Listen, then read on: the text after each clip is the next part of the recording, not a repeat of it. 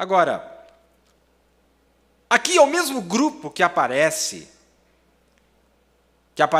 em Apocalipse 7, aqueles que lavaram suas vestes. Amém? O profeta que disse, é o mesmo grupo. Em 63, perguntas e respostas sobre os selos, alguém fez uma pergunta bem inteligente para o profeta. Perguntaram assim, o senhor se importaria em falar sobre aqueles que são dados vestes brancas, de Apocalipse 6, 11, com aqueles que lavaram suas vestes em Apocalipse 7, 14? Qual que é a relação dos dois? Bom, é diferente. Pela graça, Deus te dá vestes brancas e você lavar suas vestes no sangue do Cordeiro, as que você já tem. É diferente. O que significa isso? São símbolos. E eles perguntaram, querendo saber assim, é a mesma coisa, profeta? Porque aqueles lá morreram, martirizados por Eichmann e Hitler e os demais. Mas esse aqui está dizendo que eles lavaram as suas vestes. Estava suja e eles lavaram. Aí perguntaram isso para o profeta. Ele disse, não, isso é diferente, com certeza. Porque nós vimos aqui que esses foram dados vestes brancas aqui neste outro tempo. Foram dados vestes brancas pela graça. E esses aqui tinham lavado suas vestes no sangue do Cordeiro. E lá, está lá em Apocalipse, onde diz que é uma grande multidão que surge diante de Deus de toda a raça, língua e nação. E eles são diretamente, exatamente, aos mártires judeus. Agora, isto é correto. Quer dizer, esses mártires aqui, esses judeus, foram mártires, foram martirizados. E ele disse, mas aqui não é a mesma coisa, não é o mesmo grupo. O plano aqui não é o mesmo. Sabe por quê, irmão? Virgem Nécia não crucificaram a Jesus como os judeus fizeram. Veja, mas só pensar nisso. Por que os judeus tiveram que morrer uma morte cruel no holocausto? Porque eles crucificaram o mestre e disse, teu sangue seja sobre nós. Já as virgens nécias são santas, são puras. Simplesmente foram pegas debaixo de falsos mestres, mas eles não perseguem, eles não crucificam a Cristo. O profeta disse, se eles rejeitaram a palavra, eles vão para o inferno. Não é estes. Não é estes, é diferente. Esse é o Deus de justiça. O que Deus vai fazer com eles? São boas pessoas. São pessoas maravilhosas. Não pediram o sangue de Jesus sobre eles. Não é isto. Vamos mais um pouco aqui. E aqui está uma coisa, irmão, que todo crente da mensagem deveria atentar com toda a cautela possível. O único lugar em toda a mensagem onde o profeta inverte o que ele disse antes e depois, o único lugar onde está escrito que esse grupo aqui são as virgens nécias é no 7º selo. Antes dos 7 selos, o profeta disse que era noiva. Depois dos 7 selos, o profeta continua dizendo que é noiva. Só tem um lugar que ele diz que não é, na mensagem chamada o 7º selo. Cabe a você julgar qual que está certo e qual que está errado. Está no parágrafo 140, quando ele vê essa multidão de Apocalipse 7, João não conhecia eles, de todas as línguas e povos e nações, e ele disse, esses são aqueles que saíram da grande tribulação, em outras palavras, da grande tribulação, e lavaram suas vestes e as embranqueceram no sangue do Cordeiro. Portanto, eles estão diante do trono de Deus e o servem de dia e de noite em seu templo. E aquele que se assenta no trono habitará entre eles, e eles não terão mais fome, nem terão mais sede, nem a luz do sol mais virá sobre eles, ou brilhará, ou o calor do sol, pois o Cordeiro que está no meio do trono lhes alimentará e lhes guiará as fontes de água viva. E Deus enxugará suas lágrimas de seus olhos. Agora, ao entrarmos no selo, se vocês notarem, primeiro nós vimos Israel. Claro, a primeira parte de Apocalipse 7 é Israel, 144 mil. E agora nós vemos a igreja purgada, não a noiva, a igreja purgada pela tribulação. Aí tem a ideia católica que pensa que por eles darem as suas vidas, aí eles têm vida eterna. Isso é catolicismo puro. Marcos 8, 37 disse, o que pode dar um homem em troca de sua alma? Resposta, nada. É a graça de Jesus Cristo, é o sangue de Jesus Cristo, e nada. Irmão, pode se ferir, pode se flagelar, pode dar sua vida, ele não quer, falou, não quero. Não quero sua vida. que eu quero é obediência à palavra de Deus, fé na palavra de Deus. Isso é catolicismo puro. Achar que porque deu a vida, vocês já estão até, irmão, está tão suja, aí não, uma vida suja, aí não, agora eu vou morrer. Você acha que eu vou aceitar um negócio desse? Isso está errado, isso é doutrina falsa. Isso não tem lugar nenhum nas Escrituras. A Bíblia diz que eles lavam suas vestes no sangue do Cordeiro. Quem são eles?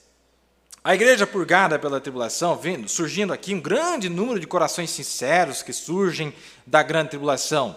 Não é a noiva, a igreja noiva, ela já se foi. Aqui está a igreja. E depois nós descobrimos um pouco mais tarde que Jesus disse que o trono se estabeleceria e que eles teriam que comparecer no juízo, cada um deles. Vocês sabiam que vai ter um juízo aqui depois da tribulação? Onde os livros são abertos em Daniel capítulo 7. E aqui está, irmão, aqui está onde muitos falham em reconhecer. O profeta disse que tem virgem nécia em todas as eras. Mas as virgens nécias da sétima era são mais especiais do que as outras. Porque elas são pegas justamente na junção onde está acontecendo todos esses eventos. Por isso que a Bíblia disse, e os demais dos mortos, quer dizer, as virgens nécias que já morreram para trás, não vão viver a não ser depois dos 1000 anos. Mas já pergunta, e aquelas que estão vivas quando isso estiver acontecendo? Agora, nós descobrimos que este povo foi selado com o selo do Deus vivo, esses judeus. Qual é o selo do Deus vivo? Aquele primeiro grupo que apareceu em Apocalipse 7, são judeus, né, os 144 mil. Presta bem atenção, no 145. Eu não estou querendo ferir nem magoar ninguém. Estou apenas dizendo, você sabia que depois de eu ler muitos estudiosos que escrevem a respeito disso, eles alegam que este grupo lavado pelo sangue é, na verdade, a noiva? Irmão Branham, mas o senhor disse isso também, várias vezes, que era a noiva. Mas quando o 7º selo foi aberto, irmão, não é. Esse grupo aqui são as virgens nécias. É muita gente, irmão, de todas as nações. Não dava, é muita gente boa. Muita gente maravilhosa, muito santo. Mas vão passar pela tribulação. É muito rico esse texto. Quer ver um negócio bonito aqui, irmão? Você crê na palavra? Você crê no profeta? Poder, irmão, é você vencer a si mesmo. É você torcer o teu próprio pensamento e obedecer a palavra de Deus. Isso é poder. Aquele que vencer a si mesmo. Diz aqui que eles cantavam o cântico de Moisés. Amém? E cantavam o cântico de Moisés, servo de Deus, e o cântico do Cordeiro. Muito bem. Vamos dar uma olhada no cântico de Moisés? Quer dizer, o que eles cantavam é a mesma coisa que Moisés cantou. Certo? Vamos dar uma olhada no que Moisés cantou. Vamos abrir em Êxodo capítulo 14. Êxodo capítulo 14, verso 27. Já abriram aí?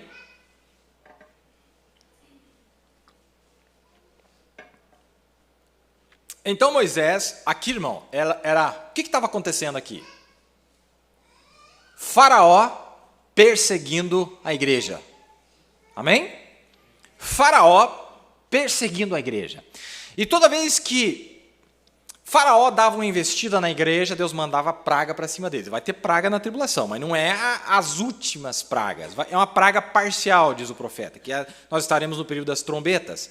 E toda vez que Faraó vinha, tinha um Moisés lá e... Sabe, irmão, sabe o que aconteceu lá? A natureza ajudou Israel. Você já viu esses filmes, irmão? Que o pássaro ajuda o mocinho, o cavalo, o leão. Isso aí é tudo cópia. A natureza ajudou a Israel quando Faraó não quis deixá-los. Por isso que Moisés e Elias terão esse poder sobre a natureza.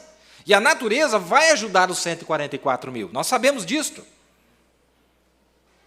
A natureza, irmão, a natureza abriu o Mar Vermelho, o povo de Israel passou, e a natureza fechou o Mar Vermelho e afundou a Faraó e os seus cavalos.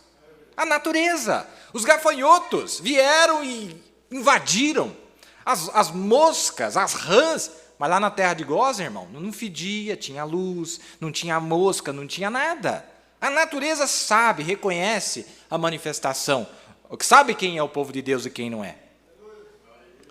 Então Moisés estendeu sua mão sobre o mar, e o mar retornou à sua força ao amanhecer, e os egípcios fugiram ao seu encontro, e o Senhor derribou os egípcios no meio do mar, porque as águas, tornando, cobriram os carros e os cavaleiros de todo o exército de Faraó, que os haviam seguido no mar, nem ainda um deles ficou. Mas os filhos de Israel foram pelo meio do mar em seco, e as águas foram-lhes como muro à sua mão direita e à sua esquerda. Assim o Senhor salvou a Israel naquele dia da mão dos egípcios. Israel viu os egípcios mortos na praia do mar. O que está escrito aí? Israel viu os egípcios mortos, ou os egípcios viram os israelitas mortos? O que está escrito aí? Israel viu os egípcios mortos. E viu Israel a grande mão que o Senhor mostrara aos egípcios, e temeu o povo ao Senhor, e creu no Senhor e em Moisés, seu servo. Agora vamos ver o cântico de Moisés. Vamos dar uma olhada no cântico de Moisés. Então cantou Moisés e os filhos de Israel este cântico ao Senhor, e falaram dizendo: cantarei ao Senhor, porque sumamente se exaltou, lançou no mar a Israel e o seu povo. É isso que está escrito aí? Então, como que aquele povo está cantando o cântico de Moisés, irmão? Falando que Deus...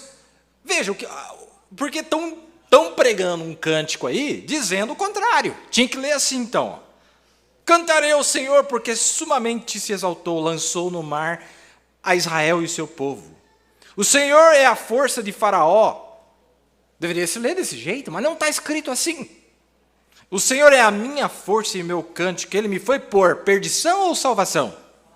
Esse é o meu Deus, portanto lhe farei uma habitação, ele é o Deus de meu pai, por isso o exaltarei. O Senhor é varão de derrota, é o que está escrito aí. O Senhor é varão de guerra, Senhor é o seu nome. Lançou no mar os carros de Faraó e o seu exército, e os seus escolhidos príncipes afogaram-se no mar vermelho. Os abismos os cobriram, desceram às profundezas como pedra. A tua destra, ó Senhor, se tem glorificado em potência. A tua destra, ó Senhor, tem despedaçado o inimigo. Mas, irmão, pense nisso. E com a grandeza da tua excelência, derribaste os que se levantaram contra ti, enviaste o teu furor, que os consumiu como restolho. E com o sopro dos teus narizes amontoaram-se as águas, e as correntes pararam como montão, e os abismos coalharam-se no coração do mar. O inimigo dizia, a imagem da besta vai fazer isso aqui, ó. Perseguirei, alcançarei, repartirei os despojos, fartar-se-á a minha alma deles, arrancarei minha espada, a minha mão os destruirá. Sopraste com teu vento e o mar os cobriu, afundaram-se como chumbo em veementes águas. Mas da onde que eles viram isso, irmão? Como que esse povo viu isso acontecer? Que está cantando lá o cântico de Moisés? Ó Senhor, quem é como tu entre os deuses? Quem é como tu, glorificado em santidade, terrível em louvores, operando maravilhas? Estendeste a tua mão direita, a terra os tragou. Tu, com tua beneficência, guiaste este povo, que salvaste, com a tua força o levaste à habitação da tua santidade. Como diz lá, servirão na presença de Deus, não terão fome, não terão sede, enxugará as lágrimas, e etc.